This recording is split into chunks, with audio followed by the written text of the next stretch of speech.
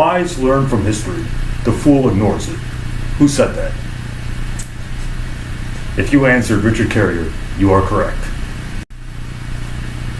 Assalamu alaikum and hello to my non-Muslim viewers. Today we have a very special guest with us. We have Dr. Richard Carrier, who I'm going to give a brief bio to right now.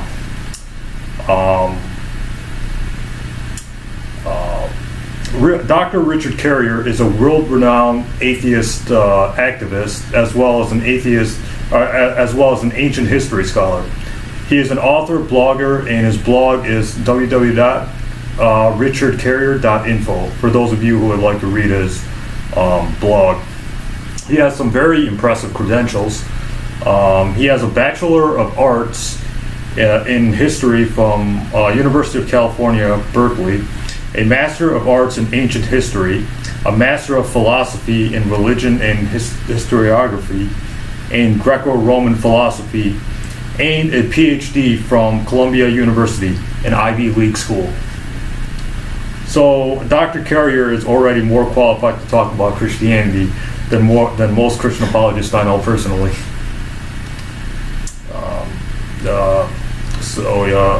So with Dr. Carrier and with people like Dr. Barterman and stuff, you're going to get a historical point of view rather than a theologian or a theology point of view, and I think that's a better way to go.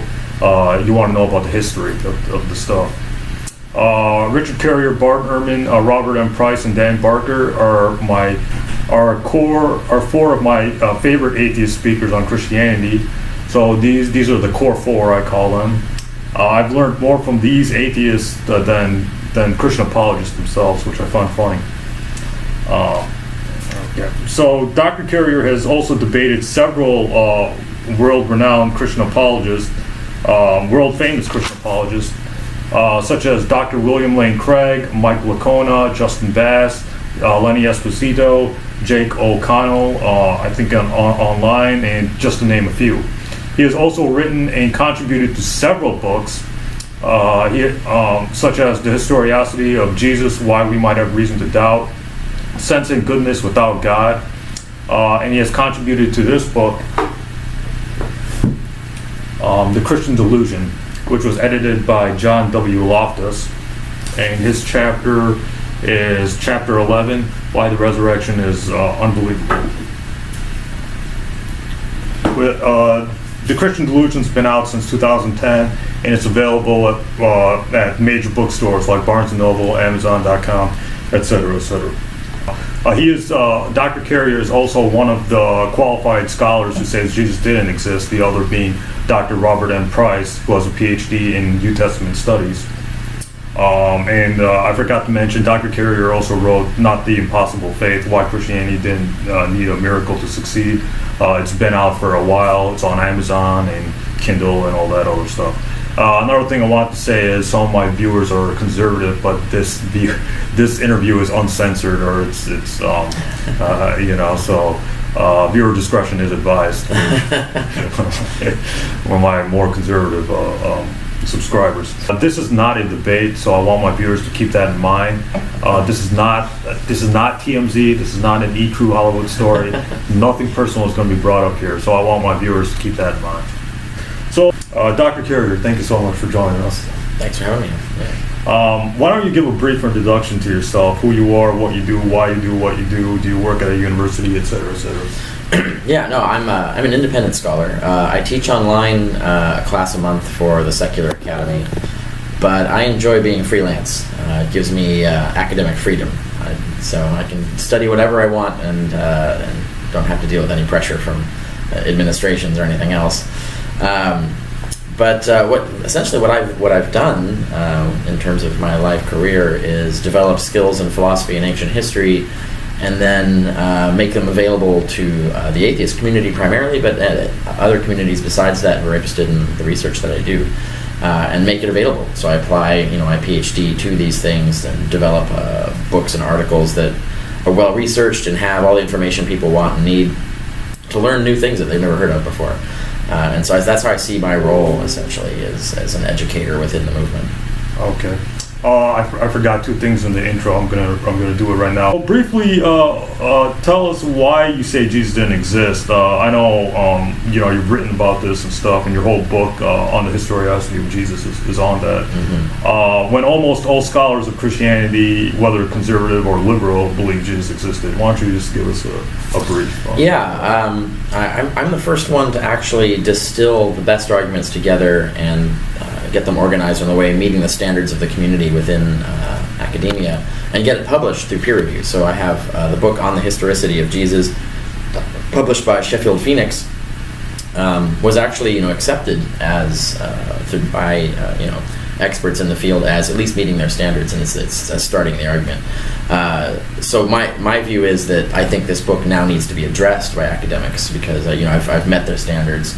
Now it's time for them to actually interact with it and either critique it and find fault with it, or find that it's wrong, or find that it's correct, or find that it's just as viable as any other hypothesis that's been advanced, as there's been a dozen different hypotheses of the historical Jesus that are being advanced within the field, and I think this is one that also deserves a place at the table. And the reason why is that I think there has been there's sort of an institutional inertia. Even the secular scholars in this field usually were trained by Christian scholars, and even then they pass on these assumptions. They're just told that these assumptions are true, and you never challenge these assumptions, and so they keep rolling in these ruts essentially. But when you actually step back and you're not forced to roll in those ruts, you start to see essentially the emperor has no clothes, in a sense, that you start to see that the evidence is actually not that good when you really start picking at every thread of it. The letters of Paul, for instance, look really strange if you think of this as a guy who's running around trying to get churches in line with a particular doctrine. And everybody knows that their own Lord and Savior, this celestial being, was walking the earth and actually talking to actual people that they know within their lifetime. Paul never talks about that. He never talks about people knowing Jesus personally before his death. He never talks about that being a source of knowledge or anything. You only know things through revelation and Scripture in Paul. And all of his discussion of Jesus is all very vague as to where it happened. Like where did Jesus perform this cosmic act that cured the world, healed the world, essentially, is the argument.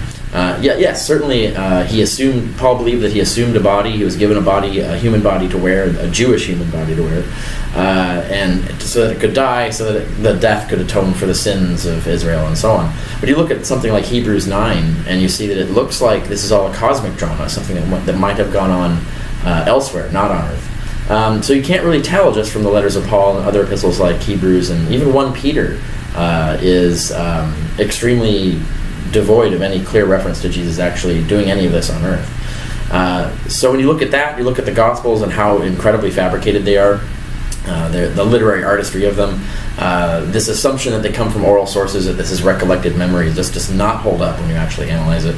And then you see things like letters like 1 Clement also don't have any clear reference to there being a Jesus other than this revelatory being you get visions of or find their messages of in Scripture.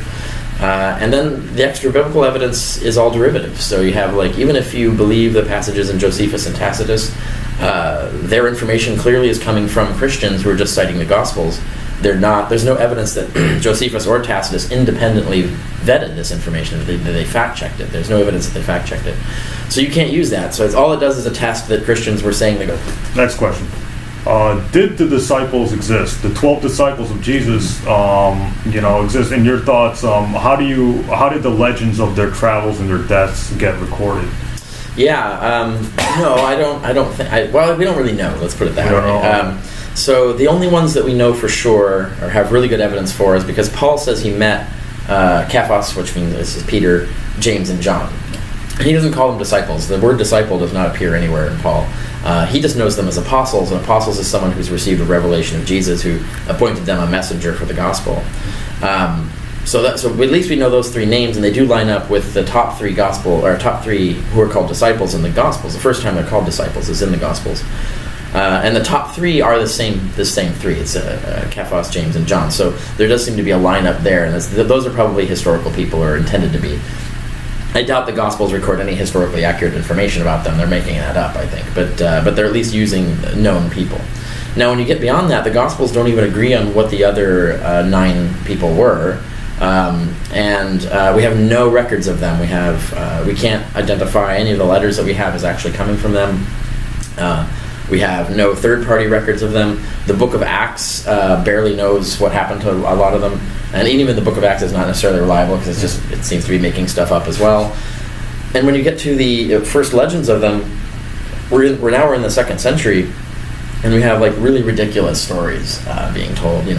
John walks around, goes to an inn, commands bed bugs to obey his will, and these kinds of ridiculous stories. So, which show no evidence of any sources, right? Like Peter getting crucified upside down. Right, and that comes out in the Acts. That's a famous. That's the Acts of the Acts of Peter, which is actually a Gnostic text. It's not even a text that's from the Orthodox tradition, and that also has ridiculous stories like Nero watching this wizard fly through the air. Nero and all of Rome watching this wizard fly through the air. There's talking dogs. There's resurrection of a dead fish. Like it's this is not a believable story, and it doesn't show any evidence of any connection to any kind of sources or reality in that sense. So the legends just grow and become ridiculous over time. So we can't use them as history.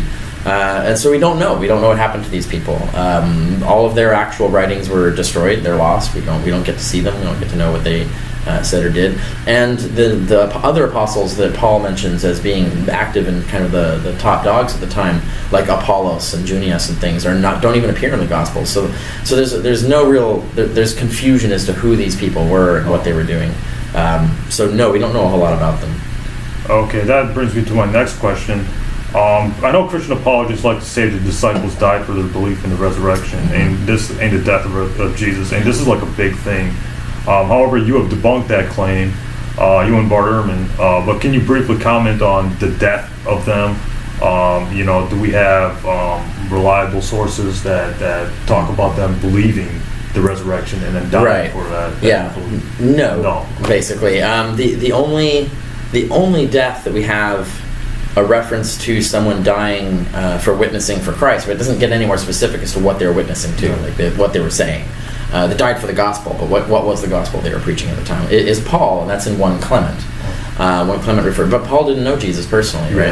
And Paul saw Jesus in a vision, as Paul himself says, right? So Paul died for a vision. So nothing in the New Testament says that they died for their belief? No. The only death that's in the New Testament of one of the disciples or one of the inner core of the so-called 12 is one of the Jameses, and it just says that he was killed. It doesn't say like that he could have recanted and gotten away, or what gospel he was killed for, or what he was killed for, or anything. It just says he was killed, right? And even that, might not necessarily be a true story. And that's it, really. So after that, it's just legends. We know Peter died. We know, for example, 1 Clement refers to Peter dying, but he doesn't say why or where or for what purpose. Or what gospel he died for, if he died for any gospel, he might have died of old age or whatever. So we just don't have decent data on what they died for, when they died, and that's it. So it's you really can't build much of a case out of that, right? Okay. Can you briefly talk about the Old Testament prophecies of the Messiah and why the authors of the New Testament would misquote the Old Testament, or even bother with the Old Testament? Why would the authors of the New Testament use the Old Testament to prove like messianic prophecies of Jesus? Why use the Old Testament? Right. Yeah. Well, they had to.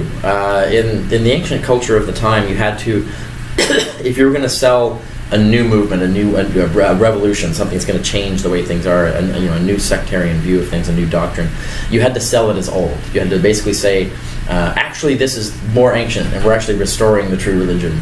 And so everybody agreed that the Old Testament were some of the most ancient oracles of God, right? So people revered and respected this as, this is old, so we respect this. So if they're going to sell their Christianity, they had to prove that it was already communicated by God in the Old Testament. That's how they would package it as saying, yeah, this is what proves that our religion is authentic. And so that's what they did. And we know Jews before Christianity were doing this. They were pouring through the scriptures, looking for hidden messages from God about their current times. And so they were taking passages and stitching together these sort of weird Frankenstein scriptures, essentially called peshers, built out of the scriptures that we have. and then getting these whole new narratives about that God was sort of secretly hiding in the Bible about what's going to happen, like how is the apocalypse going to play out, who's going to be the Messiah, and all of these things like this. Christianity looks exactly like one of these Jewish sects that's doing this. In fact, Christianity itself looks like it's working from a pesher, that just like these other pesher. We have some from the Dead Sea Scrolls and things like this. And so when you look at when Christians are quoting the scriptures, it looks like they're actually quoting a pesher that they built out of this. Now this would partly also explain why the verses get mixed up, or the verses look slightly different, or there's verses in there that we don't have in ours. I mean, for the first thing, the scriptures they were using were different than ours. They had different lines in them, they had alterations and stuff. There are a variety of different textual variants in circulation at the time.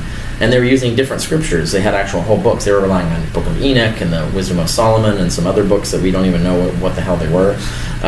So they didn't have our canon is different from what the selection of scriptures that they were using at the time. And so they have texts of different So they're different using things. different forms. They're using different forms of the text we have. They're using different texts than we have, different books than we have, and then stitching these things together. So you'll have occasions like you'll see two different verses from two different places stitched together. That's evidence of them using a pesher, because that's exactly how a pesher is built. They take passages from different places and stitch them all together. And so if you're working from a pesher, it's easy to get confused where the line ends and begins from a different prophet. So I think that's what we're looking at when that happens, is that they've built this pesher just like the Dead Sea sect was building their own peshers, and that they were working from that essentially and building their scriptural proof to prove that their religion is actually ancient, had been communicated by God since time immemorial. Right? Oh, okay. All right. So, all right. Let's talk about the spiritual resurrection. I know you said you said resurrection apologetics mostly bores you now, but if I can get your brief thoughts on the spiritual resurrection of Jesus, why you think that's what most likely happened, why the earliest Christian writer Paul thought this, and your overall thoughts on the spiritual resurrection of Jesus as opposed to the physical resurrection. I know you talk about this in the Christian Delusion, chapter 11. Yeah, I summarize it in there. The most extensive scholarly defense of it, with all the scholarly citations and everything, is in The Empty Tomb, edited by Robert Price and Jeffrey Lauder.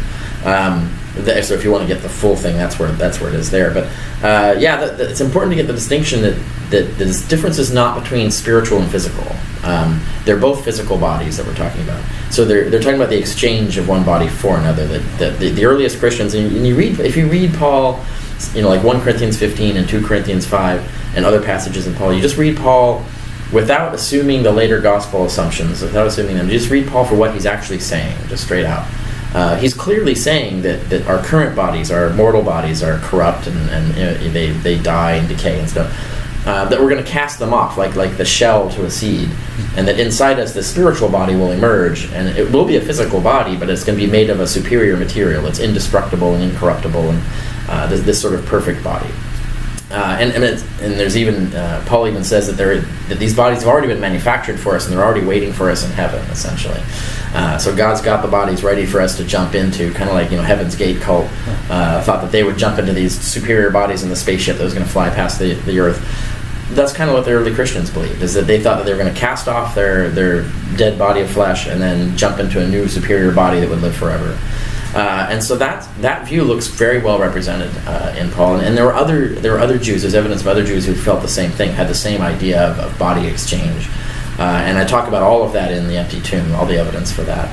That's my view, and I think that very definitely, highly likely, was the original Christian view of the resurrection, and notably, that's a view of the resurrection that does not require an empty tomb, because the body is going to be there, but it's irrelevant. It's an empty shell. It's been cast off. Jesus is somewhere else now. So that's the view that I've articulated and shown from the evidence is most likely the case. And then the view of it, the body of flesh, you having to keep your body of flesh and it being the thing that gets resurrected, that was a later view. There were also Jews at the time who believed that, but that Jew filtered into Christianity later. Oh, okay. So there are different Jews, like the Sadducees didn't believe in a resurrection. Right, yeah. There are many different sects with many different ideas. Okay. Many different sects had many different ideas about how the resurrection would work out. Oh, okay. Islam rejects Jesus' divinity, his crucifixion and resurrection, and me being a Muslim and most of my viewers being Muslims, Would you say that Islam is closer to the historical Jesus than Christianity? Because most historians don't believe in the divinity of Jesus. They say at best he's a failed a prophet, right. or his resurrection wasn't a historical fact.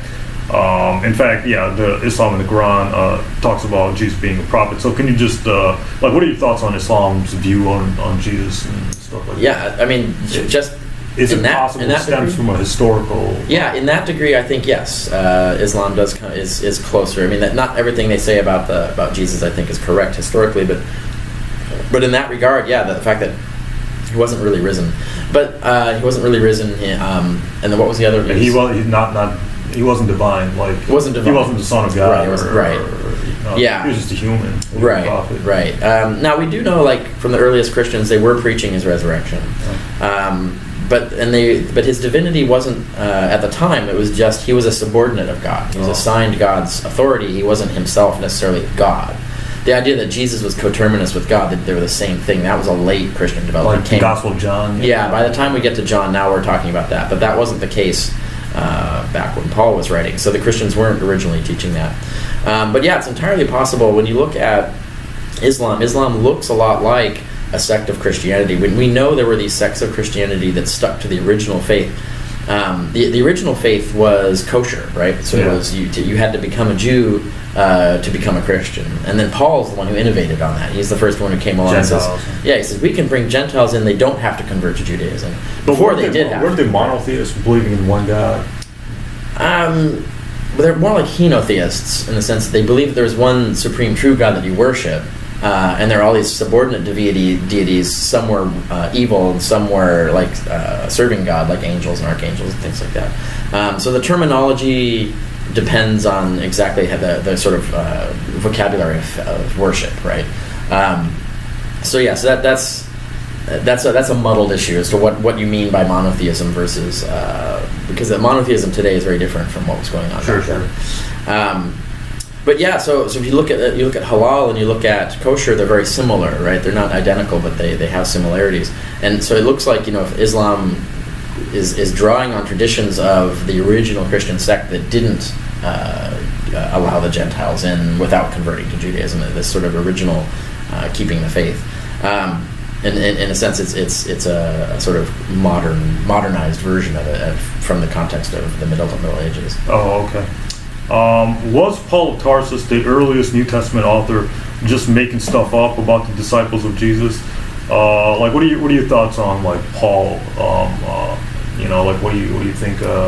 Historically, can we know anything about like what the disciples were teaching by just looking at the letters? Yeah, we can know some things because Paul's constrained by the rhetorical needs of his circumstances. So when you look at his letters, you take like the letter to Galatians.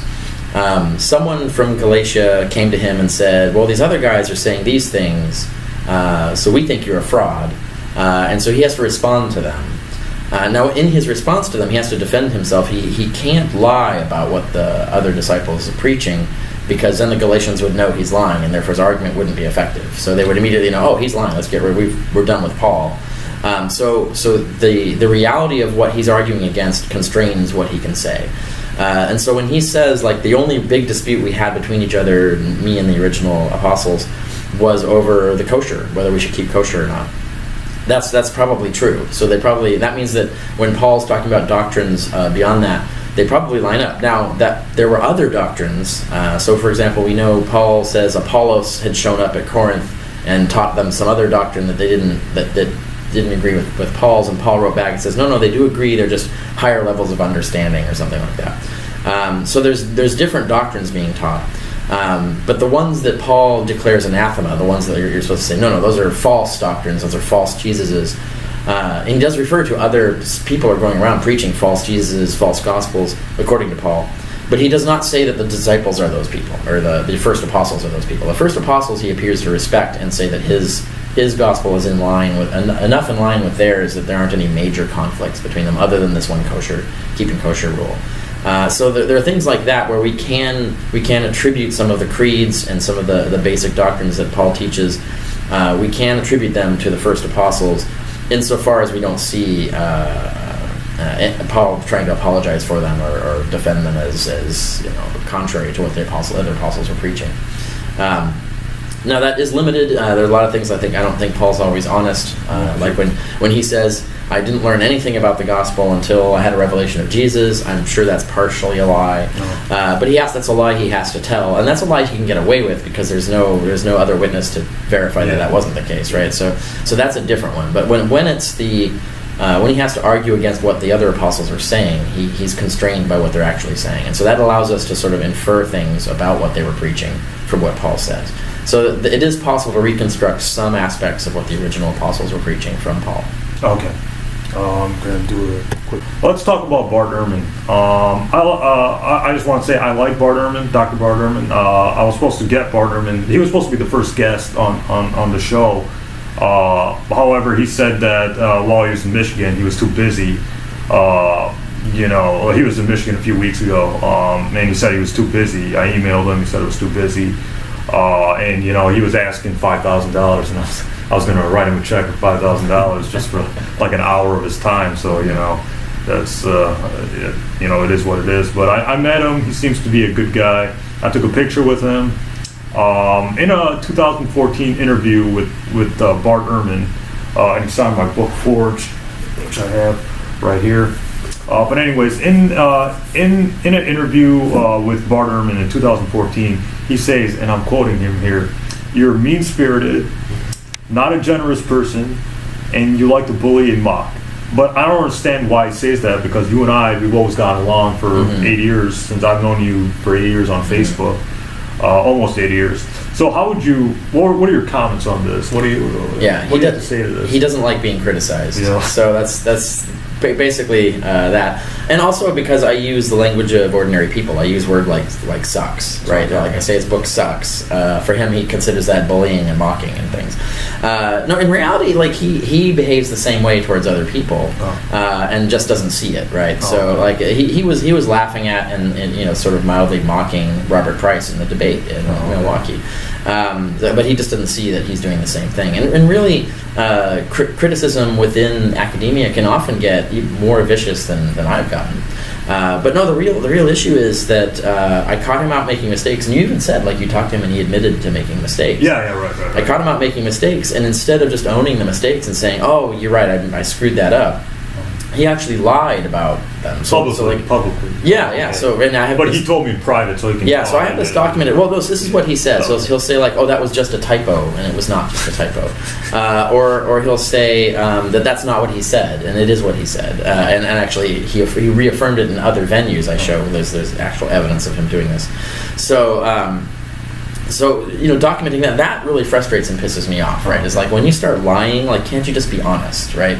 And he doesn't like the fact that I document this, like, so I don't just say that he's lying about this stuff. I actually present evidence of him lying. You actually show the right, yeah, and that's, quote him in context. Yeah, so I give the evidence and everything. Okay. And this, like, the big one was when he criticized Dorothy Murdoch for making ridiculous claims about this statue. There's this statue that this sort of obscene statue that she talks about, and he writes about it in Did Jesus Exist? And the way he writes about it there is like, this statue doesn't exist, and she just made it up. And then, she rightly got pissed off at that, and she threw out on her website tons of documentation proving that it actually existed. And in fact, even the sources she cited in the book that he's talking about had adequate evidence of that had he just checked them. So, but he just kept insisting. It's like, no, okay, so I didn't really say that the statue didn't exist. I said that whatever she was saying about the statue was false, but that's not what he said in the book. And then I found video where he's very definitely affirming that the statue doesn't exist. It wasn't until he was caught out and saying, actually, we've got tons of evidence the statue exists, then he changes his story as to what he was claiming, which doesn't line up with what he wrote in the book. It doesn't line up with what he said in other venues before that. That, to me, is just craven, essentially. Like just admit that you screwed up, that you didn't check the facts, you made a false claim about what she said, and apologize for that and fix it and move on. Don't maintain this lie about what happened. And there are lots of cases like that where he'll just lie about things, just make false statements, and then when you point out and you give the evidence that what he's saying is false, he accuses you of being mean and mocking. And so he's too arrogant to just admit that he's wrong. Seems like it. It seems like it. And not always. Like sometimes he will change his mind. Like, and this is one good example is the book How Jesus Became God, which he came out with. I haven't read that, by the way. Yeah, it's a pretty good book. Like I wrote an article on it. There are some flaws in it, but otherwise it's got a lot of very useful information, good citation of scholarship, and that's an example where he had been essentially mocking me for claiming that the first Christians believed Jesus was this eternal archangel and be worshipped as the equivalent of a god. He was mocking me for that view, but in How Jesus Became God, he tells the story where he actually started fact-checking that and realized that it was true and changed his mind, and then wrote this whole book saying that yes, actually the first Christians right out of the gate were worshiping Jesus as this eternal archangel and as a divine being. And so he did change. Of course, he's never apologized to me for mocking me for holding this view that now he holds himself. But he does on occasion when he finally can get out of the chair and go check facts and actually research and check something. The evidence can sway him, but it's just really, really difficult to get him to actually go and check the facts. He'll just keep reasserting things over and over and over again. So it's repetitive. He'll just repeat stuff over and over again. Oh yes, absolutely. He does that a lot. For example, without checking he things. talks about like Moody Bible Institute. Like every lecture, I noticed Moody Bible Institute. My students always get it wrong. Yeah. It's just like the same stuff over and over again. So he's kind of repetitive. You brought up Robert M. Price, the debate with Robert M. Price. I haven't seen it. And a lot of people were disappointed by it. I know you and I talked about that last night. Can you just briefly talk about the whole thing? Because I heard it was one-sided, and from your blog post, Ehrman was just throwing grenades, and Robert M. Price was just sitting there, just chilling, Price didn't. He wasn't debating. He wasn't debating. That Price seemed to have come like he thought this was just going to be a conversation. Yeah, exactly. And he didn't challenge or rebut anything Ehrman said.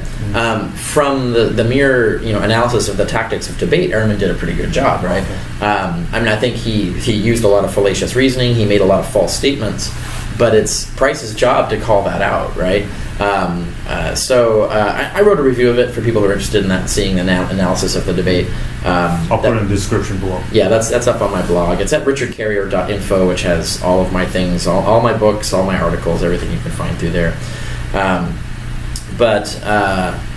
So that was the main disappointment. And actually, there were two things that disappointed people. One is that he didn't reply to anything, so really we could have had almost anyone up there would have done better, right? Yeah.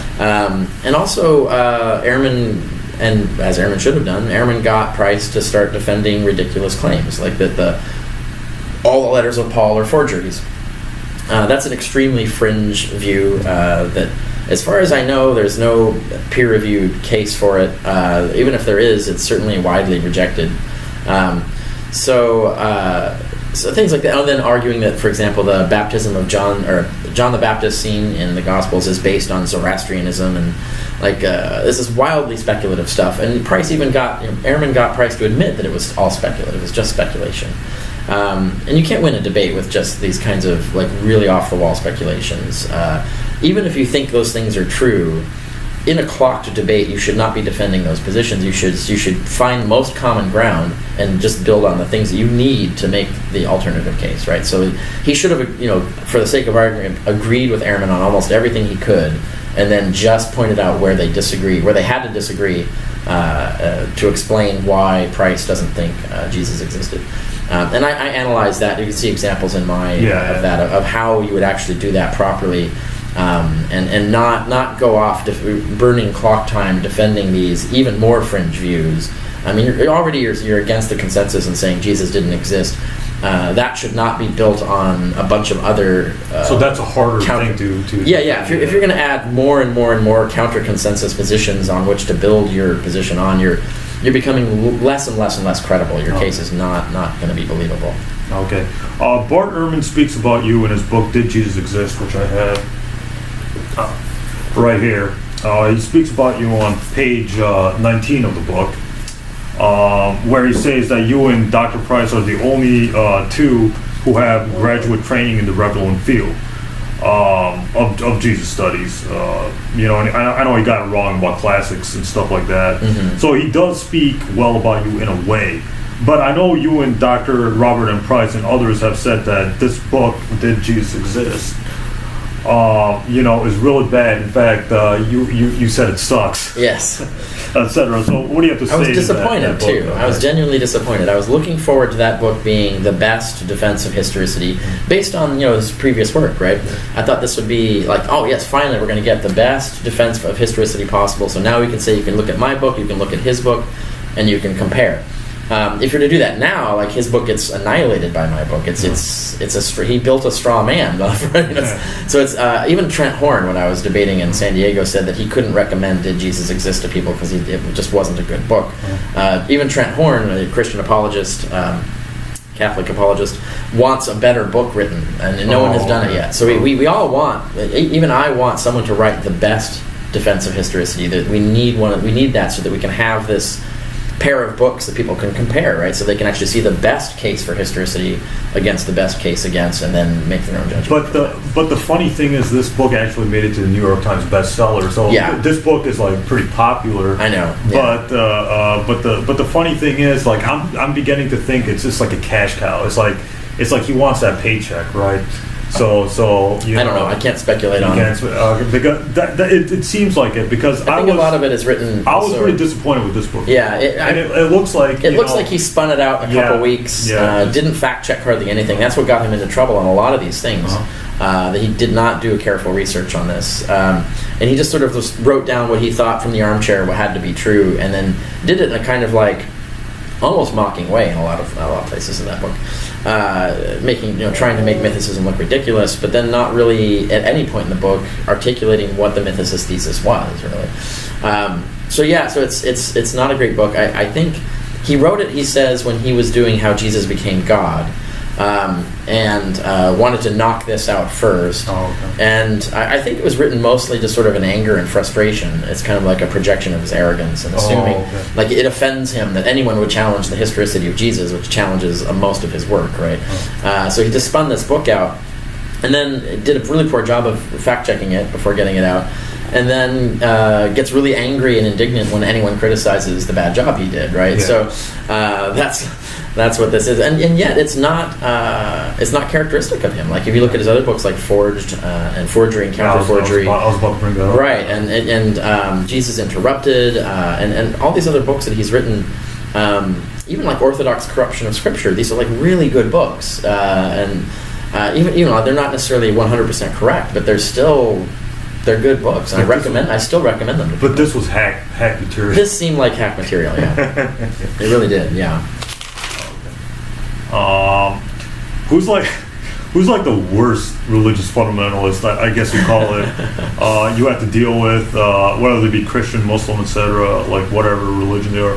Who's like the worst person, like in discussing religion, you had to you had to deal with, and did you regret just like spending time? Not yet. I mean, the worst debate that was. Even though it was a clear win for me, but it was ridiculous. In Southern California, there was this pair of young Earth creationists that I debated. Me and this other fellow debated them on the historicity of Jesus, and they were just defending the most ridiculous, bizarre views. They burned half their clock time defending the historicity of Moses, because I had thrown away one line in there where I just said, like, it's the mainstream consensus now that Moses was not a historical person, and they didn't like that. So they went up there and they were arguing for Moses with this wildly ridiculous claim, these wildly ridiculous claims that are not published. That some friend of theirs apparently claims to have found all these amazing pieces of evidence that are not published anywhere. But it just sounded like something right out of like Aliens Built the Pyramids kind of stuff. So it was like red herrings. Was it like red herrings?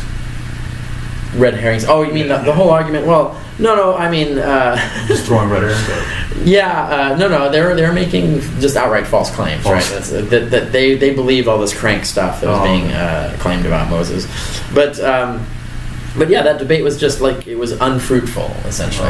So it was so off track that it was like, why are we even here, basically? So that was probably the worst. That was the worst, yeah. Yeah, I've had a similar experience. We'll get to that later. Let's talk about William Lane Craig, because Bart Ehrman has said that he has no time for William Lane Craig because he mocked Bart Ehrman. I guess that hurt his feelings or whatever. Yeah. So, what's your thoughts on William Lane Craig? Because I know you did. Two debates with him. One on one on Lee Strobel's show. Lee Strobel's show, and, Reasonable, Faith Under Fire. Faith Under Fire, correct. And then one a live debate in 2009. Yeah. I think. So, William Lane Craig, is he unpleasant? Is he a nice person? Because William Lane Craig's probably like the world's most famous Christian apologist out there. Yeah. So, what are your thoughts on William Lane Craig? Is he nice? Is he pleasant? Would you deal with him again? I mean, I would deal with him professionally. Like, if we were to do a debate, I would debate him again. But I think he is. My personal impression with him is that he's a very fake person. That it's all facade, like he's wearing a mask, and he's sort of essentially pretending to be this jovial, personable salesman for Jesus. So that's he's always like that, even off stage, right? On stage, he's more of a smug douchebag than he is privately. But even privately, I really get the feeling that I'm not talking to the real person. There's some sort of mask there that I don't know. It's all performance, right? So I don't think I've ever really encountered the genuine William Lane Craig. Did you have any interaction with him after the debate or before the debate? I had to. They drove us to the airport after the debate the day after, and it was an hour and a half drive or something like that. And so I had an extensive encounter with him.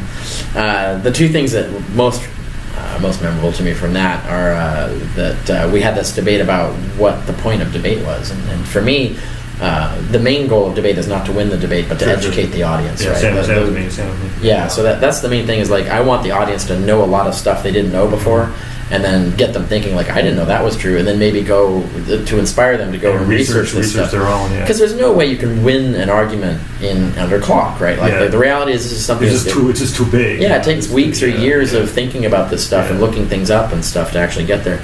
So for me, I'm not. I mean, of course I'm doing what I can to do the technical skills of debate to get. At least even, right? But to me, it doesn't matter as much whether we win the debate or not. It's more about did we educate the audience well? And he just couldn't get his mind around that. And so, why wouldn't you go to a debate to win? It's all about winning. In the car. In the van on the way to the airport. Yeah, for him, it's all about winning. Like, so why would you? Was he getting defensive? Was he trying to He just seemed incredulous. He just couldn't understand this concept of using a debate as education. The debate was just something that you win, win at all costs, essentially. And that explains a lot about how he resorts to the tactics that he does.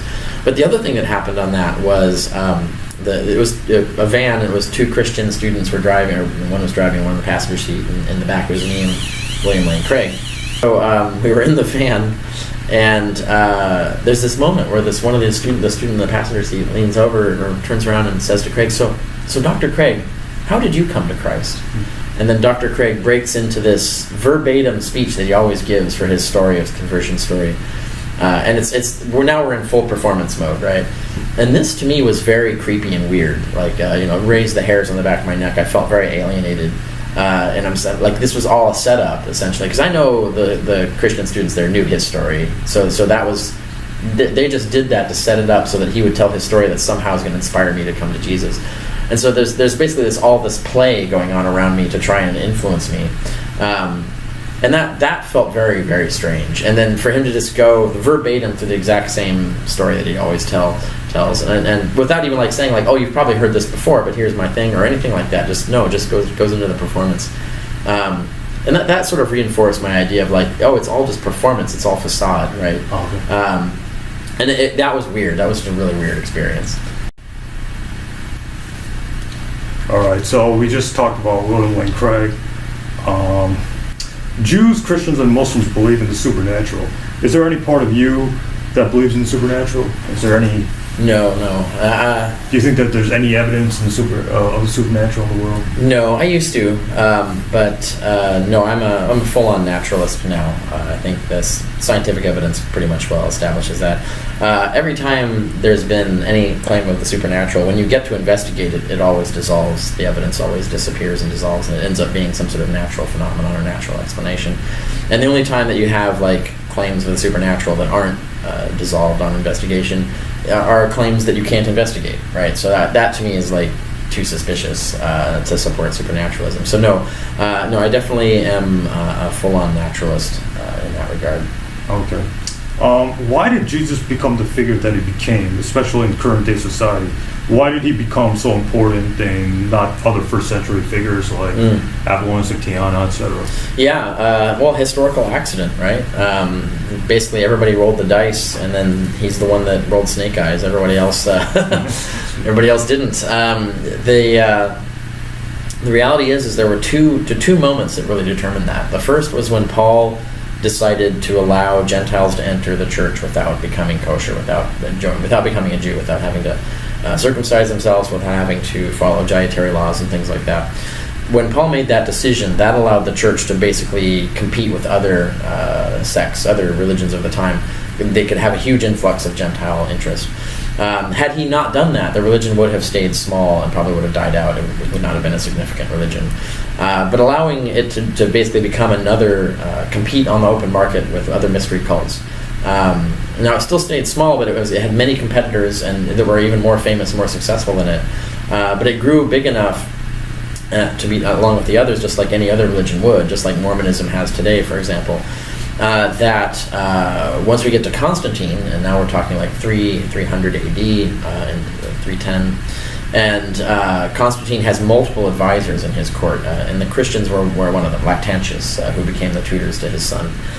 So he had Lactantius, but he also had advisors from other mystery cults and other religions as well. And in the 100 years before him, the empire had been splitting apart. It would break into two halves, and then there would be a civil war, and they'd try to fight to reunite it. And a lot of emperors tried using a religion, picking a religion to be the unifying force to reunify the things. And whenever the emperor would do that, then he would get assassinated or whatever, and his scheme would fall apart, and then there would be a new emperor, and they'd try something else. And when Constantine did the same thing, and then this time, as they're picking religions, he picked Christianity to be the unifying religion. And when he did that, he didn't get assassinated. He actually won and remained in power, and then his successors remained in power. And so that one finally took. And so had he not made that decision to make Christianity the religion of the empire, and looted pagan temples and gave the money to the Christian churches, and then gave privileges to Christians, and then as time went on, as his successors took over, you get all the way to Theodosius in 395 AD. He's actually outlawing not being a Christian. He's actually mandating that by law you have to be a Christian. So once that had happened, it was a foregone conclusion which religion would be the dominant religion for hundreds of years. And there was one moment where there was almost that got reversed, and that was when Julian came into power, and he tried to reverse that, but he got assassinated or killed, and then that was the end of that. And so had it not been for Paul opening it up, and it had not been for Constantine turning it into the religion of the empire, Christianity would not be a big force today, and consequently Jesus would not be a significant figure today. Oh, okay. Who's the worst Christian apologist you had to deal with? Like flat out, online or in person, like the worst. Well, David Wood, of course. And I don't deal with him anymore. But yeah, on my website. I know you talked about that. Yeah, on my website you can find my the deceptions of David Wood. The deceptions of David Wood, where way back then he lied about what was in my book, Sense and Goodness Without God, and so I document that, and it's just like they were just so craven. It was just so wanton, the lies. And then, he didn't own up to it or fix it. He just doubled down on his lies. And so dealing with that, that's when I realized he was just such a fundamentally dishonest person that there's just no point in even interacting with him. And so I haven't. I don't know if I have since then, but hardly at all. But yeah, that guy is kind of despicable in that regard. Yeah, I don't like dealing with them. We'll talk about it later. Do you think Christianity or Christians? Do you think Christianity and Christians are they going to increase or decrease as time goes on? Like, what do you think about like Christianity in America? Yeah, I mean, it depends. And stuff like that. It depends by region. It depends by what happens historically. I think it waxes and wanes according to economic prosperity. Essentially, that as states become more prosperous and are able to take care of their citizens better, religion becomes less important to them, and that's what we see, like in Europe, for example, or Australia, where as the economy gets better and the states become more helpful to their citizens and giving them safety nets and things like that, religion becomes less and less important. And then as the economy becomes more troubled, suddenly religion becomes more popular again. And so I think that is the big determining factor. But at the same time, there's this shift going on, right? and I've seen this. I've talked to Christians all over the country, and there's this divide between the younger generation and the old guard, right? And the old guard, they're obsessed with political power, right? That's their goal, and they want laws to basically force their religion onto other people. So they want, their equivalent of Sharia law, let's put it that way, where they want abortion outlawed, they want gay marriage outlawed, they want all kinds of special privileges for Christians over other people of other religions. And the younger generation doesn't want any of that. It's like, why are you wasting your time on political power? That's the secular world. We want to actually make changes in the world. We want to feed the poor. We want to solve real problems. We want to reduce crime. We want to reduce abortion, not by outlawing it, but by convincing people, just persuading them that they should have less of it, or change things so they don't have to have abortions. So the younger generation has a much different perspective on how Christianity should proceed than the older generation does, and they're like oil and water right now. And so the churches are hemorrhaging youth because they're just leaving, because they're disappointed. Like, their churches are not meeting their needs and not supporting the value system that they want. And so I see this as leading to a big shift in how Christianity operates in the coming years, because the old guard's going to die off, and the younger guard's going to go do something. They're either going to leave Christianity altogether, or they're going to start a new way of doing Christianity. Or we're in that transition period now, and the side effect of that is that the old guard sees themselves losing, right? So they know they're losing, and so they become much more. They lash out more, right? So they become much more adamant in trying to control power and trying to force their views on people. And you see things like recently that religious sect of the Bundy family, under armed guard or under arms, took over a federal building to try and protest. So they're becoming more violent. We have becoming more violent in that respect. They're becoming more desperate. And I think I see this as the same thing that Fareed Zakaria has said about terrorism in the Islamic world. It's the same thing that the Al-Qaedas and the ISISes and stuff, they're losing, really. Like, the greater Muslim population is rejecting them and their views.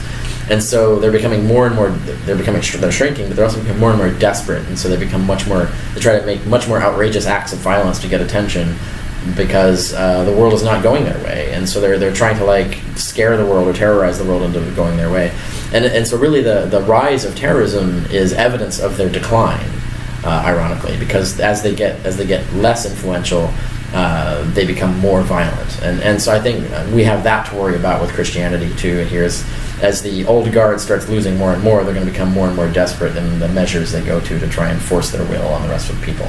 Okay. What do you think is the main problem with fundamentalist Christianity and stuff like that? What do you think is the main issue that you have with fundamentalists and stuff like that? Well, that's trying to force their will on other people, right? I mean, if you're going to go be the Amish and just go do your own thing and not force your will on other people, that still has problems, because I think they still trap people in there and don't let them out. That's the other thing, is you need to respect religious freedom. If people don't want to follow your religion, if your kids don't want to follow your religion, you have to respect that. And you have to allow them the freedom of conscience. And even their own theology should support this. It's irrational to presume that by forcing someone to adhere to a religion, that is therefore going to be a sincere religious faith, right? You would think even God would not want a faith that was compelled. We would want a faith that is honestly and sincerely offered. So even their own theology doesn't make sense of their attempt to try and control people. But that, to me, fundamentalism, it's their attempt to control people, either through the law or through controlling their kids or whatever it is, trying to force their will on other people, or their religious views on other people. That is the biggest problem, and not allowing religious freedom, not respecting religious freedom. That is the biggest issue with fundamentalism. And then next after that, I'd say the amount of lying they have to engage in to try and do this, right? They try and support even when they're trying mere persuasion, they're often so dishonest. And then either so dishonest or so uneducated that they don't know what they're talking about. It's either one or the other. When you're interacting with fundamentalists, and both are not good for the future of society, where we need well-educated citizens making, honest decisions and persuading each other in honest ways. Fundamentalism is not helping that. It's commonly said by Christian apologists that Jude, the epistles of James, Peter, etc., were written by scribes of Jesus' disciples, since Jesus' disciples were said to be illiterate in Acts chapter 4, verse 13. and I know Bart Ehrman has written an entire book just debunking this claim, which is right here, forged right here. But I want to know what are your thoughts on it? What is your response to this? To this, and that is what he's defending there is the traditional view, the mainstream view right now. But I actually disagree with that. I think, in one sense, it's correct. If they were illiterate, then those epistles cannot have been written by them, even using hired scribes, because hired scribes did not have the skills to produce the elegant and scripturally informed literature that those letters are. Those letters were written by someone with rabbinical knowledge, right? There's someone who's got really good understanding of the scriptures and has a full rhetorical education. This is someone like, this is a college graduate, like not even college graduate, but like advanced college graduate kind of stuff.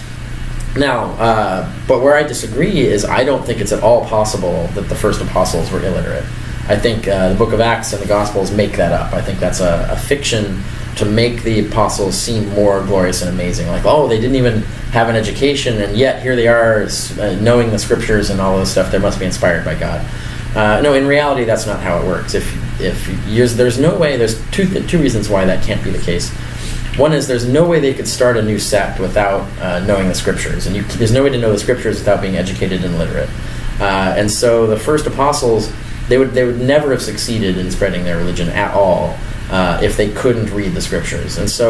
And you look at the founders of religions throughout time; they're always more educated than they claim, right? They always they know what they're doing.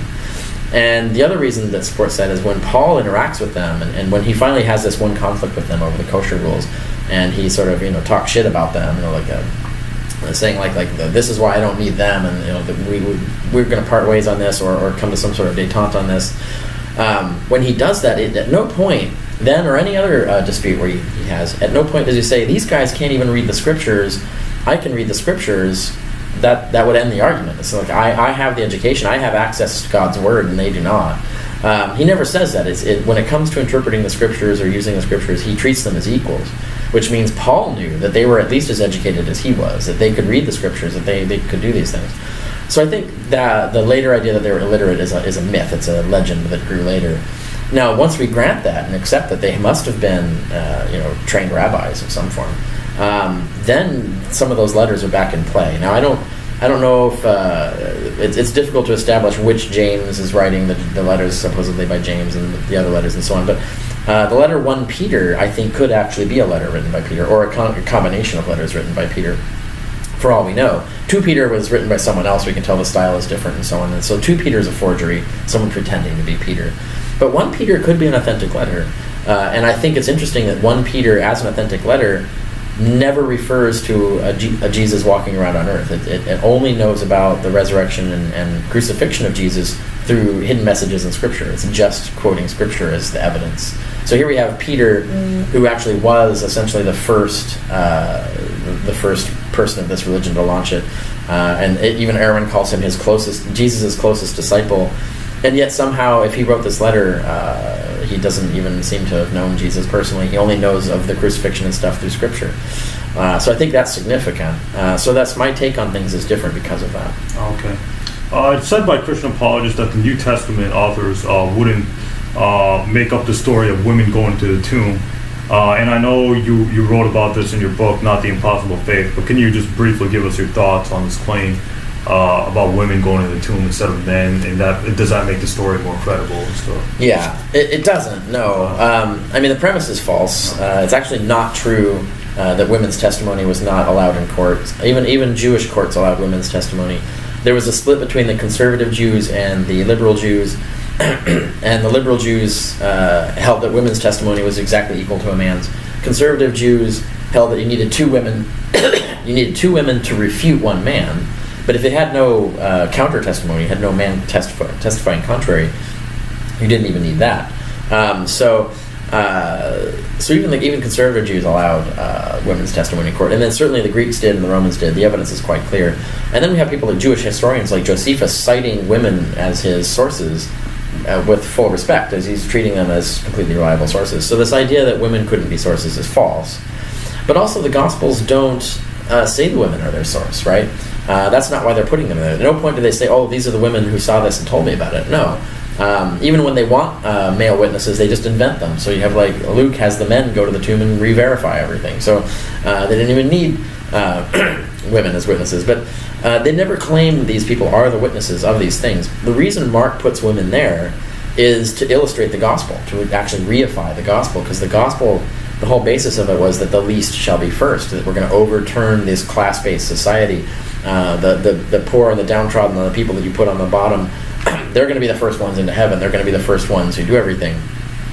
And so here you have the least, the women, who are the first to discover that Jesus has risen.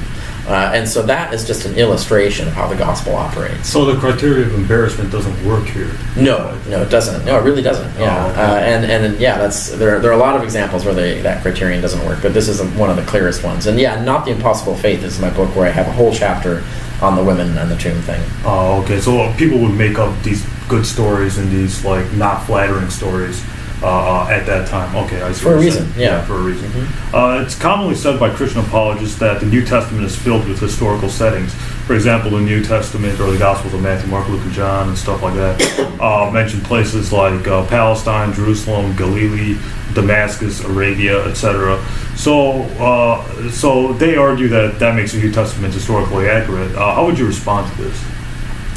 It's a fallacious argument. And also again in Not the Impossible Faith, I have a whole chapter on the so-called the Hemmer hypothesis, where Hemmer argues that Acts must be this historically reliable text because it has these historically reliable facts in it. In fact, Acts has a bunch of historically inaccuracies in it as well, but even the accurate things are taken from historical reference books like Josephus and things like that. In order to color the story, essentially, they make it sound historical. When you get to Mark's got geography wrong. He's got Jewish customs wrong. Like this guy's not getting things spot on. And then you have Matthew comes along and then fixes those things, and smooths them over and makes them more accurate. And again, Matthew's not doing that because he has better sources. He just has better knowledge. He knows the geography better, knows the customs better, so he just fixes that stuff in the story he inherited. So no, it doesn't follow that way. And when I talked about the Hemmer hypothesis in Not the Impossible Faith, I went and found the academic literature, the peer-reviewed literature of these academic reviews of his book, and quote some of these academic reviewers who would point out, like, this is not a valid argument.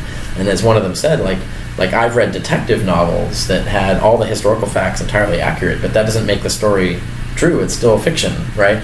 So good historical fiction is always going to have like accurate historical details in it. And so you can't use that to support the rest of the story. It's these authors are actually dressing these things up this way to actually put them in realistic contexts. That doesn't mean that what they're writing is true.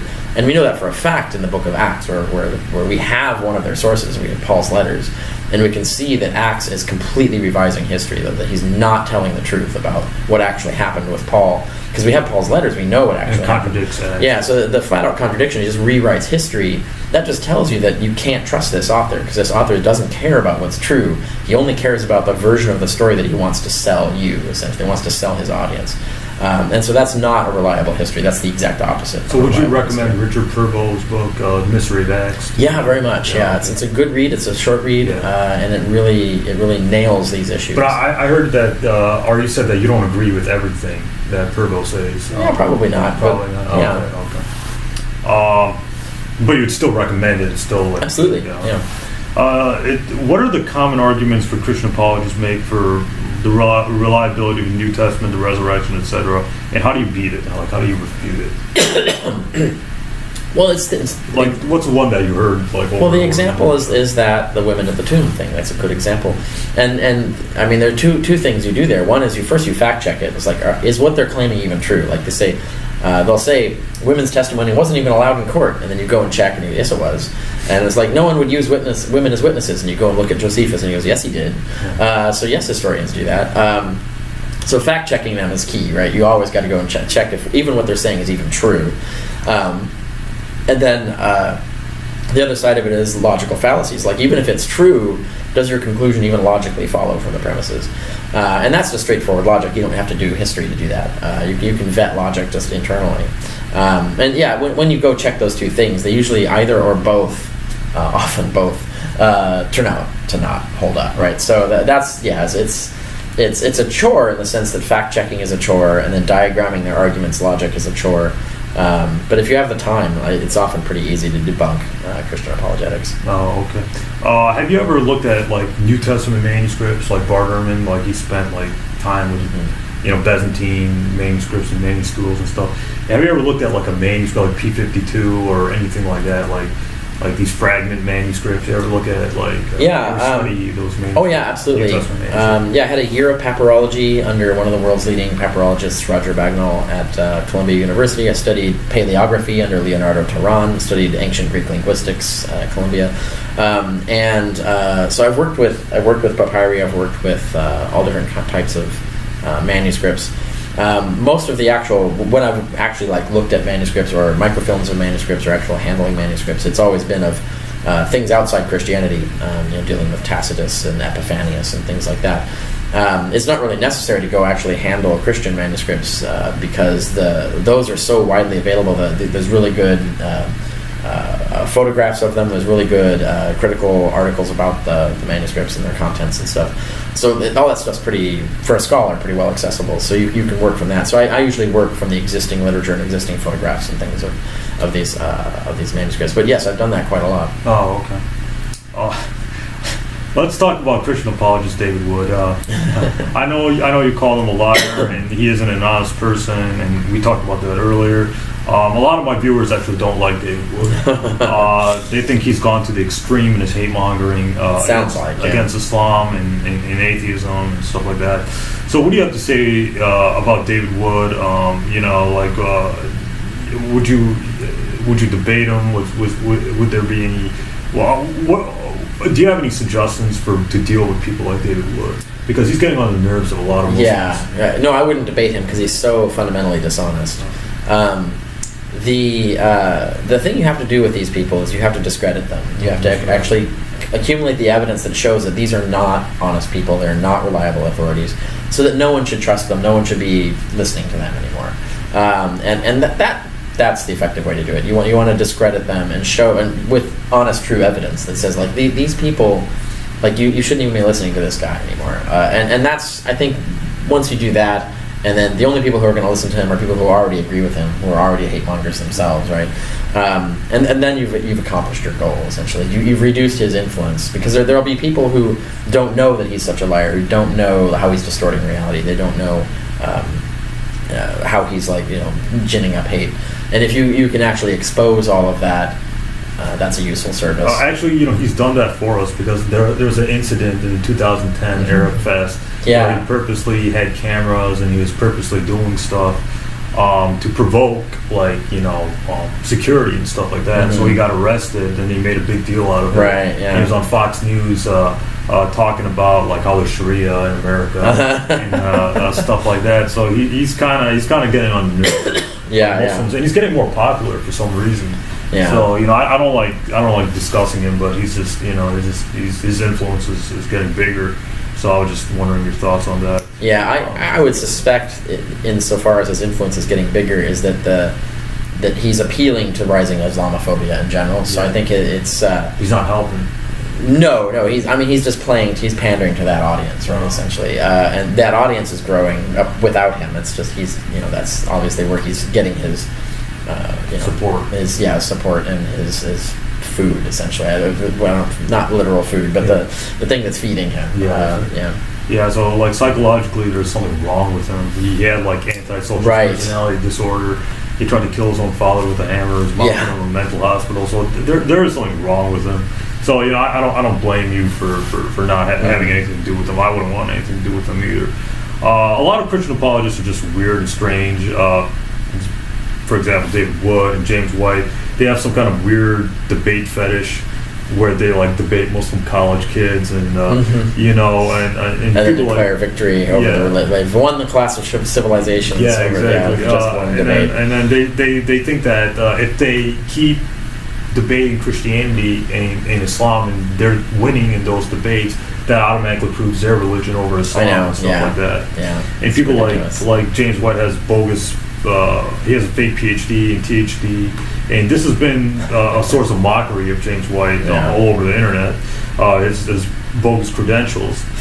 So have you ever dealt with someone where their credentials Have you ever been like elitist, where you don't want to debate somebody because they have no credentials, or No. have you ever done the Barterman approach? No. Well, that's the William Lane Craig is the one who claims that he won't debate someone who doesn't have a PhD. Although he does that, he's debated Eddie Tabash. He's debated people without PhDs before, but no, I don't have that limitation. I do. I sometimes feel bad if someone doesn't have it and doesn't perform well in a debate. I win those debates, but I feel bad for them. It's like you probably It's not fair. Yeah, it's not really it's not the best representation of the position they were defending, right? So I would rather have the best representation rather than the worst. But I don't organize debates myself. So if someone else organizes a debate, as long as my opponent, as far as I know, is going to be at least 90% honest and not defend reprehensible values or something, I'll probably do that debate. I'm not going to set some sort of like credential requirement. Oh, okay. Christian apologists might say that the morality of the Old Testament doesn't apply at all. That Christians are under a new covenant, and the Old Testament's an old covenant. But the thing is, the New Testament approves of the Old Testament. It says the Old Testament's all inspired and stuff like that. So what would you have to say about the moral teachings of the Bible, the good, the bad, the vile, etc.? Yeah, I mean, obviously there's tons of vile stuff in the Old Testament. Religious freedom is punishable by death, for example. All kinds of freedoms are punished by death in the Old Testament. The New Testament, it's... Because I know you said the New Testament disappointed you, and the Old Testament disgusted you. That's an accurate description. In your the New Testament doesn't have a defense of democracy. It doesn't have a defense of human rights. It doesn't have a defense of freedom of religion. All of the things on which the peace and progress and prosperity of the West is all built on, it's not in there. The actual moral codes that we actually rely on today. It has some things that can be portrayed as good, like the Golden Rule. But you actually have to follow it, right? Otherwise, it doesn't mean anything. And that's not unique to Christianity. You can find the Golden Rule. It's a basically principle of reciprocity that's been figured out by cultures all over the world, ancient China, everywhere you go. The cultures have some sort of version of the Golden Rule, this idea that you treat people the way you want to be treated, essentially. And that wisdom is not unique to Christianity. And it's not even unique to the New Testament. It's in the Old Testament already, so it's not even like something new that Jesus came up with. So there are some good things in there like that, but there are things that we don't need the New Testament to have to know them, right? There's not really anything in the New Testament that's good that isn't better defended outside the New Testament without requiring revelations from God or whatever. That you can just do it with reason and facts. And even people will talk about like the radical pacifism of the New Testament. For example, turn the other cheek, let people enslave you. If they grab your coat, let them have it. Don't never sue anyone, never fight back about anything.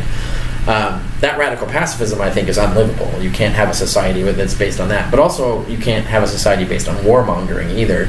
And the dominant Christianity in the U.S. is a warmongering Christianity. It's the exact opposite of radical pacifism that their own Jesus preaches them to follow. So they don't even follow their own teachings. But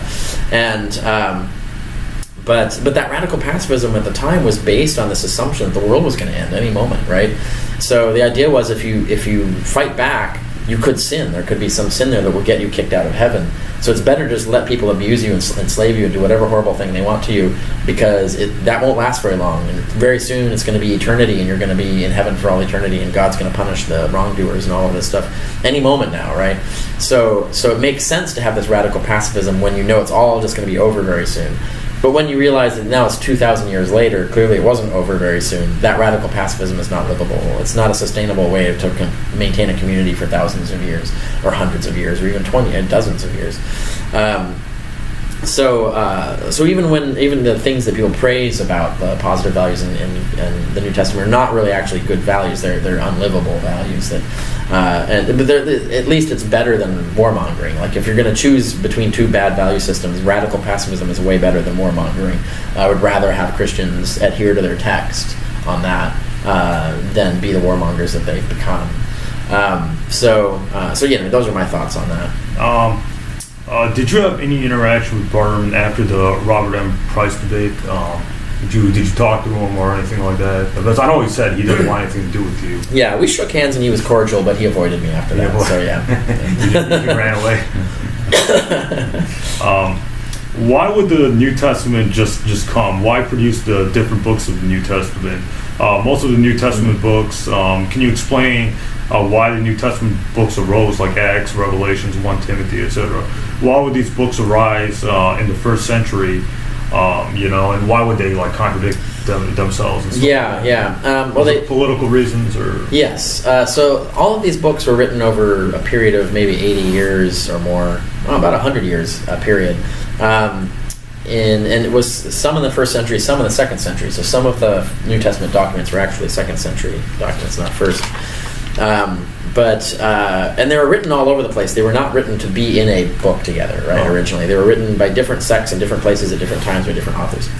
And then what happened was, in the early second century, Marcion came along, and he was the first one to gather a collection of these texts and market it as a canon on which to build his sect. And that canon we don't have, by the way. So he came up with this idea, and then this rival sect that didn't like him and didn't like his doctrines and wanted to compete and sort of outdo him, essentially take over the church and sort of push him out, saw that he'd done this, and so they said, "Oh, we need one of those. We need our own. We need our own canon." And so they started deciding what books to collect together. And the decisions they made, I think, were politically motivated. Their idea was they wanted to take books that they could at least explain away as supporting their doctrine. Even if they didn't literally directly support their doctrine, they could use apologetics and exegesis to make it explain their doctrine. And then at the same time, they wanted to get the broadest reach as possible. So what you had at the time is you have, like, one church would have one gospel as its gospel, and another church would have maybe the same gospel as their gospel. And then another church, so like one church is Mark is their gospel, another church Matthew is their gospel, and another church Luke is their gospel.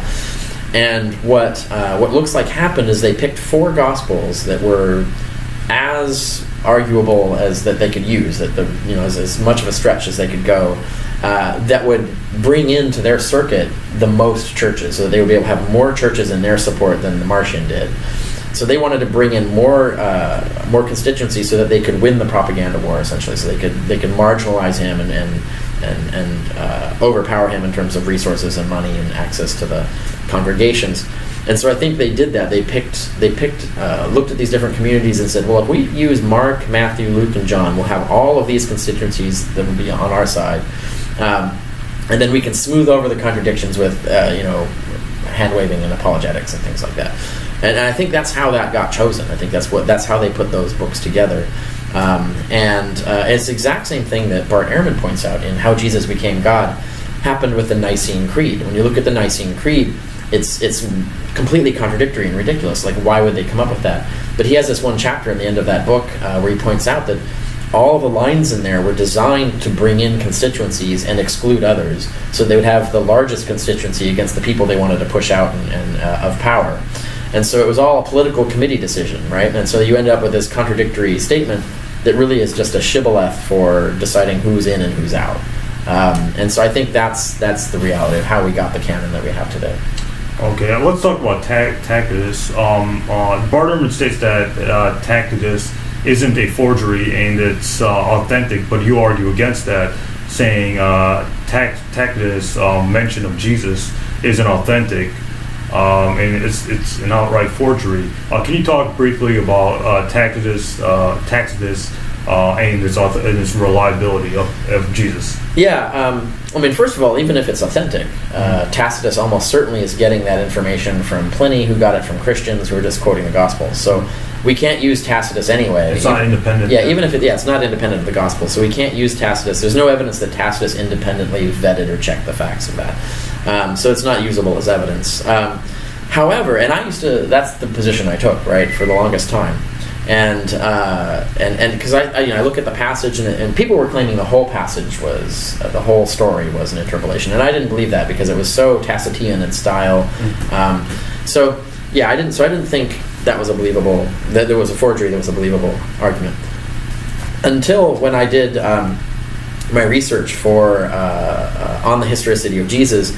I did the full literature review and looked at and discovered, in fact, that there are in the peer-reviewed literature, there are actual bona fide scholars challenging the historicity of this. And just the line, not the whole thing, just the line about Christ being executed by Pontius Pilate, the one that makes Jesus that particular person. Because of what it looks like, originally it was about a different sect of Jews called the Christians that were started by this other guy who was in Rome and under Claudius, not under Tiberius and not in Palestine, a completely different movement. And then someone inserted this line about Christ to make it about Christians, and that came later. And when I looked at the literature, I found this article. I found several articles that were had tantalizing stuff in them that I didn't expect. But what I really didn't expect is when I read Rouget's article. It's this French scholar. Rouget wrote this article where he really makes a really good case that is actually it looks like that line was added in the late 4th century. It did not exist before that. And so what I did is I took that material and then other material I found in other parts of the peer-reviewed literature and put it all together and then added some stuff and improved on it and published an article for Vigiliae Christianae, which is a peer-reviewed academic journal, arguing saying look, we've got this case that this is actually that one line is a forgery, that it was interpolated later, that Tacitus didn't write it, and there's not been any rebuttal to it. No one has responded to these things. So this argument remains unrebutted, and it looks really good. And so I published that in 2014. So that's in the peer-reviewed literature now, still again with no response. Oh, okay. But Barterman said that you're relying on outdated scholarship, like 1960 scholarship, and he's saying today the scholars say that it's authentic. So what do you have to say to that? He said it in his blog post. Yeah, I'll give you the right. link. Yeah, I mean it's both false. Rouget is not from the 60s, and neither is my article, which was published in 2014. So if he wants to deal with the latest peer-reviewed scholarship on this, my article in 2014 is in Vigiliae Christianae. He needs to respond to that. And certainly the peer reviewers for that did not think that I was relying on outdated scholarship that had been refuted. To the contrary, this is a challenge that's never been met. No scholars have responded to this. And so when he's citing, whoever he's citing, I don't know who he's going to name, let's say he finds some Tacitus scholars who say, no, it's authentic. Have those Tacitus scholars read the literature? If they've not even read the literature, they have an uninformed opinion. If they haven't seen the arguments, they can't make a call on this. So it's pointless to cite experts who don't know what they're talking about. They have to actually check the facts, actually check the arguments, and if they're going to reject the arguments, they have to have principled reasons for doing so. Ehrman operates like this a lot, where it's just a question of the prestige of the opinion of the person stating it. It doesn't matter that they haven't checked the facts. It doesn't matter that they haven't even looked at the literature. So as long as they have that Oxford PhD, then he'll pay attention. Yeah. So he's a Tacitus expert, therefore he can't be wrong. Therefore, I don't even need them to check the facts. I don't need them to respond to the literature. I don't need them to read the peer-reviewed literature. This is a really broken epistemology. You can't run history the way Ehrman is running history. Oh, okay. The only experts you can cite on this are experts who've actually read the literature on this and actually have a principled response to it. And then I suspect that if you did, actual Tacitus experts, I bet a lot of them would say, well, it might be 50-50, right? So in other words, they're not going to support his case once they've actually read the latest peer-reviewed literature on this question. Okay. Would you ever look into Islam, the Quran, etc.? I know you said in a blog post that Islamic history bores you, and you need a PhD to talk about that stuff. And if you would get a second PhD, it would be in philosophy or something like that. Yeah. Is there any kind of interest in researching early Islam, like the way you did it with early Christianity? No, because I don't have the passion for it. You don't have passion. And to do it competently, you need the languages, you need the culture, you need to do medieval Arabic studies, right? So there's a lot of these people, critics of Islam, the David Woods and the Robert Spencers and James. Yeah, they don't have any. They don't know Arabic. They don't have any qualifications. Right. Yeah. Exactly. They're just like. No, you have to if you're gonna plagiarizing off each other. Yeah, if you're gonna do this, you either have to be that, or you have to be honestly relying on experts who have these things. And to get a PhD, to go all the way to a PhD, you have to be passionate about your subject. Otherwise, you're going to burn out before you get there. And I'm just not passionate about that subject. Now, I want to read. Well, you need funding and time to do it too. But I'm interested to read experts who have PhDs in medieval Arabic studies to see what their findings are on these things and what their opinions are on these things. So that I'd like to see more of that happen. But there's recently someone else has to do it. A very early Quranic manuscript. And we were talking about this last night. A manuscript was found. So I was just thinking maybe you might have some kind of interest in it or something. Would you recommend the Bible on Earth for refuting the argument from archaeological diggings from the Old Testament? When Christian apologists say the Old Testament has archaeological arguments to prove its historicity. Yeah. And the Old Testament, the patriarchal stories. Yes, that's where I tell people to start there, right? So that's the best summary. The Bible on Earth is the best summary of mainstream consensus right now in Old Testament studies. Ehrman's book, Jesus Interrupted, is the best survey of where the mainstream consensus is on New Testament studies. So those two books, Jesus Interrupted and Bible on Earth, are the best place to start. You should start there if you're a layperson. Start there, but of course you may want to explore further. So they're not the final word on things. So they have sources they cite, and there's more to look into. So there's more to go on, to go deeper than both those things. But yes, it's definitely the first place to start. Okay. Is it possible that my theory is that there was a historical Jesus, and there was a historical 12 disciples of Jesus' family, etc. And even if I wasn't a Muslim, I would still hold on to this view, and that these followers of Jesus died like almost immediately. And the New Testament was written by second generation of believers and not eyewitnesses like Paul of Tarsus, etc., who never met Jesus.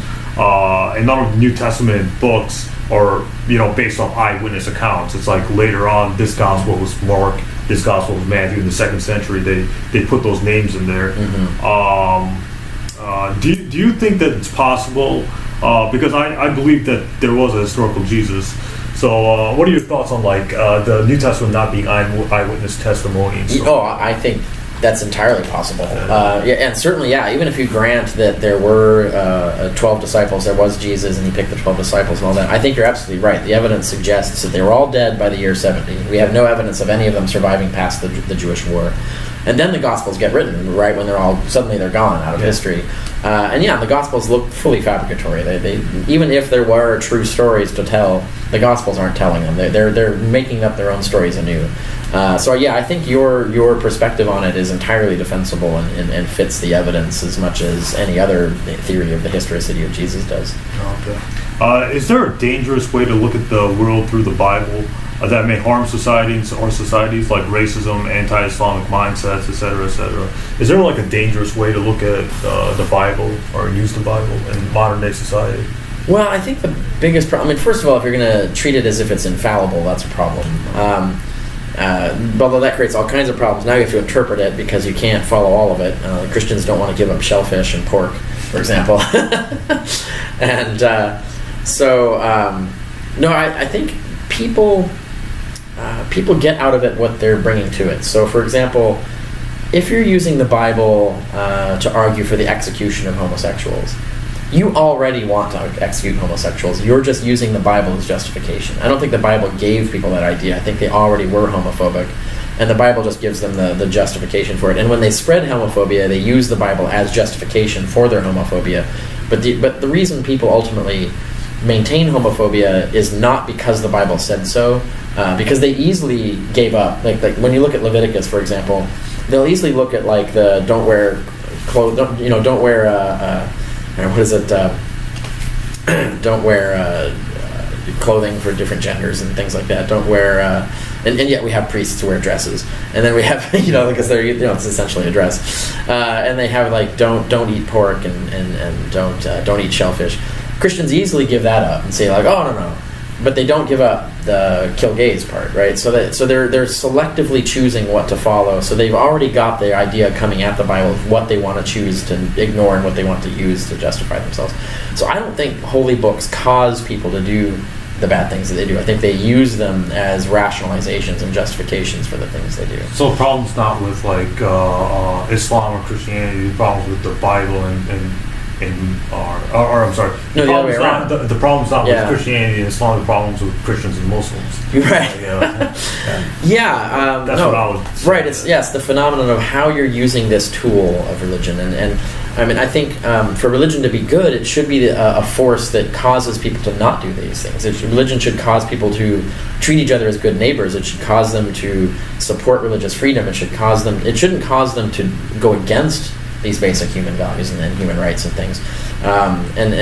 So to me, that's the critique that I offer of religion is that it is not an effective tool for preventing these things from happening. But at the same time, I'm not arguing that they cause these things, right? Oh. It's just they're ineffective, and they're problematic because they have the means, the ability to defend these horrible things. And it's not that they cause those horrible things or that they're inherently going to result in that. It's that they're too easily used for justifying that purpose. We need better. We need a better canon to rely on. We need a better way of thinking things. This way, we need more philosophy and less fundamentalism, essentially. Oh, okay. How would you respond to your critics? Like, you have a lot of critics, so Sure, like, yeah. how would you respond like to your critics and stuff like that? Like, you and me have critics, so like, Yeah. how would you? Well, it varies, right? So, first of all, I think you demarcate between people who lie and people who tell the truth. Mm-hmm. So, critics who lie, I have no respect for them. Like that's just despicable. But people who tell the truth, now I respect critics who actually have honest disputes with me and actually tell the truth. And or even call if you I out think for a mistake or something. certainly that. Yeah. But even if I think they're wrong about something, but I at least think they sincerely believe what they're saying, and then and whether they're looking at the evidence differently than I am or whatever, I can respect that, and then I can have a much more interesting and productive dialogue with that and explain why I disagree with them and so on. But the critics who lie, my goal then is just to expose them as liars, right? So and then once you see that, you're like, well, why should we trust this person anymore?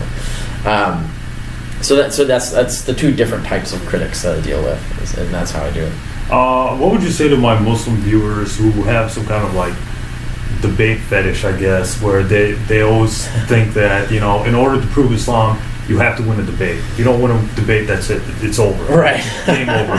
That's it for Islam. Yeah. Or that's it for Christianity. Which is funny like because how are you ever going to get good at debate without? Because that's all David Wood and James White. Yeah, That's all their thing. Debate.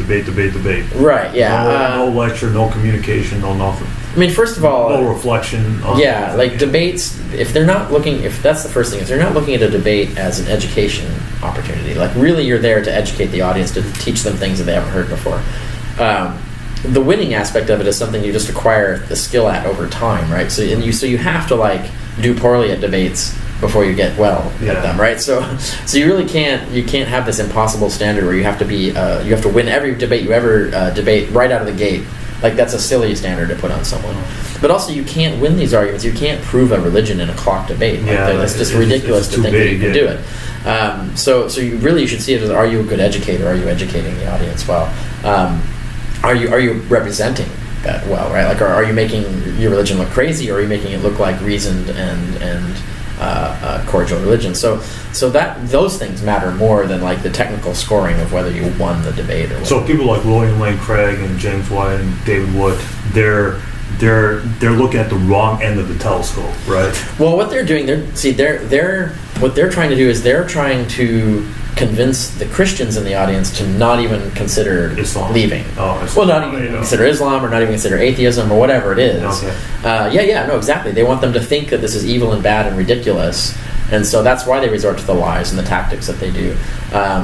So they're trying to inoculate the audience. They're not really trying. They're not interested in the quest for the truth. They're not trying to actually understand why you believe what you believe, and they don't want the audience to understand that either, right? They actually want to prevent the audience from understanding your real reasons for belief. They want to make it seem like it's about something else.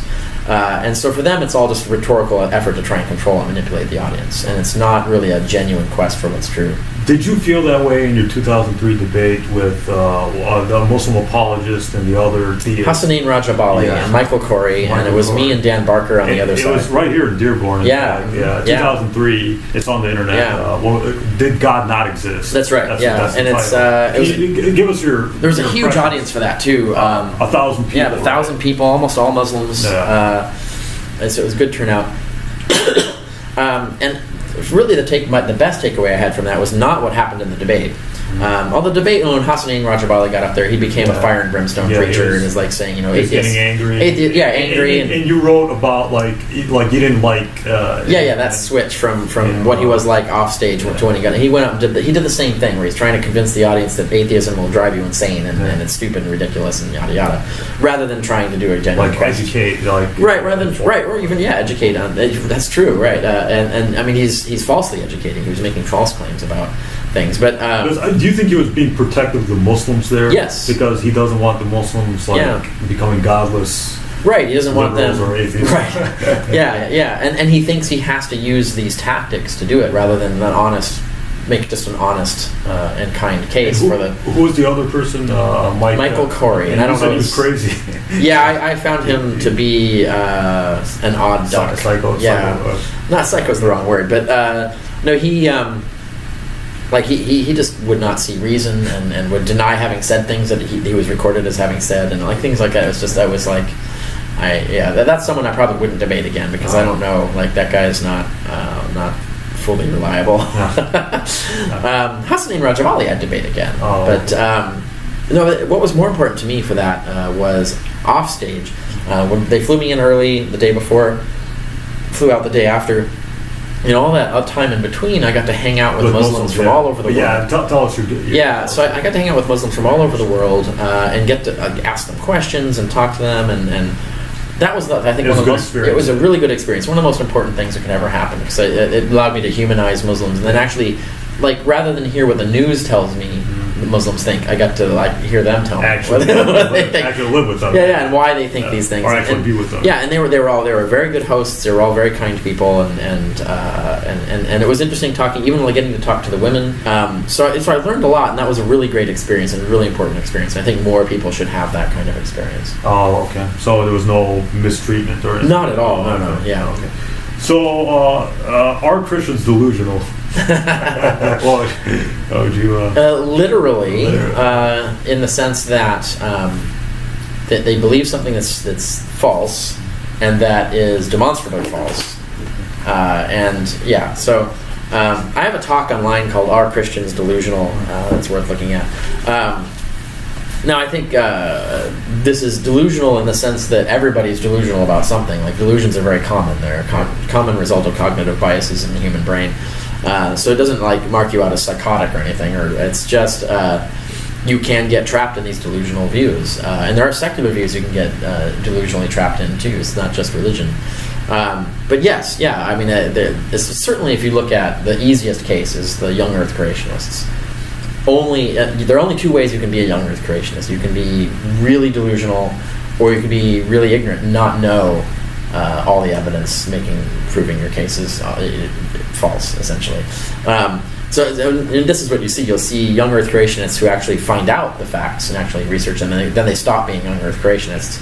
And then the young Earth creationists who get exposed to all that same information and just reject it all and stay in their belief, that's you're looking at delusion there. And and you see all the same ways that delusional people defend their delusions, all the tactics they use, very, very similar from any other kind of garden variety delusion, and the same for young Earth creationism or anything else like that. Okay.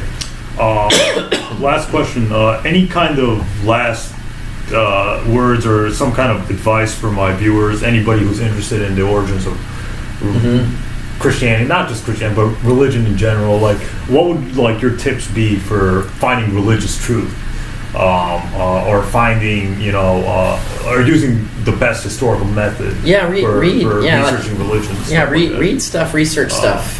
Follow your passion. Follow your curiosity. Final thoughts? Follow your curiosity. Follow your passion. If you're not sure you understand something, but you're curious about it, look into it. See what you can find out about it. Look for the most reliable authorities, actual experts in peer-reviewed literature and things when you can. But what I just recommend to people generally is richardcarrier.info is my website. From there you can find, I have a bookstore that has... I'll put that in the description below. I have, all my books I've really thoroughly researched and put all the research in there so you can see it. I have a lot of articles on different things that are available there. I have a bookstore there also that have introductory readings, like reading lists, recommended reading lists for Origins of Christianity, for naturalist philosophy, or just philosophy in general. So people are interested in all of that. So I've already created these sort of recommendation things for people. I think that's the place to start. People have criticized me for citing you in my debates. Right. Mm-hmm. So, so how would you respond? What do they say? That's the.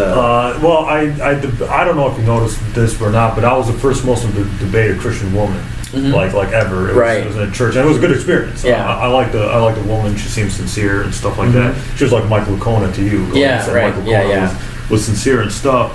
But then I was using Richard Carrier. I was using you for the spiritual resurrection because mm-hmm. we were debating was Jesus resurrected. So my whole thesis was your thesis. That no, there was no physical resurrection. It was just visions or spiritual. Oh, and then she was saying, well, if you apply your standards to the Quran, then it wouldn't work. But then I was like, well, because you're not an expert on Islam. She doesn't. Well, she doesn't know that that's true. And other people like James White has also criticized me for using your work when he's that's funny. Of being inconsistent because he said that if I use your same methodology on the Quran and Islam, that's it. I would just respond to them by saying like, oh, well then you agree with Richard Carrier's methodology, so you must agree with his conclusions, right?